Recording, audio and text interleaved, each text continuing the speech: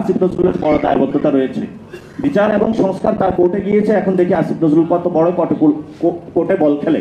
উনি তো প্রধান উপদেষ্টা হতে চেয়েছিলেন, এখন দেখি উনি আসলে বাংলাদেশের মানুষের কতটুকু প্রয়োজনটা উনি পূরণ করে দিতে পারেন।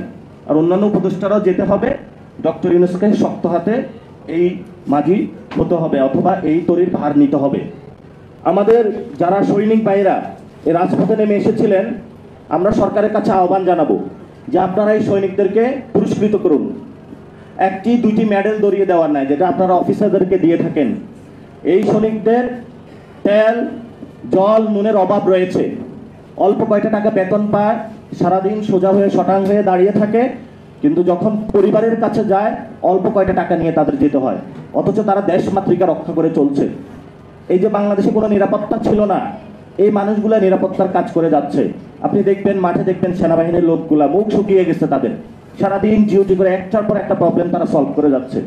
আমরা ডক্টর ইউনূস সরকারের কাছে আবেদন জানাবো যে আপনি এই সৈনিক যারা রয়েছেন তাদেরকে আপনি পুরস্কৃত করুন, কাগজে কলমও পুরস্কৃত করুন, তাদের বেতন ভাতা বাড়িয়ে দিন এবং তাদেরকে একটি সম্মান জায়গা প্রদর্শন করুন।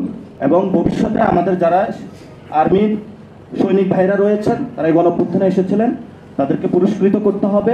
আহত শহীদ ফ্যামিলি যারা রয়েছেন তাদের নিরাপত্তার দায়িত্ব নিতে হবে। এবং বাংলাদেশের ব্যবসায়ী যারা রয়েছেন তারা খুব বেকায়দা রয়েছেন, নতুন বাংলাদেশের অর্থনৈতিক পুনর্গঠনে এই বাংলাদেশের কনসেনসাস কমিশনের মধ্য দিয়ে যে একটি প্রক্রিয়াগত জায়গা আমরা এসেছি, এটা বাস্তবায়নের আইনি ভিত্তি নিয়ে নতুন বাংলাদেশের স্টার্ট করে দিন।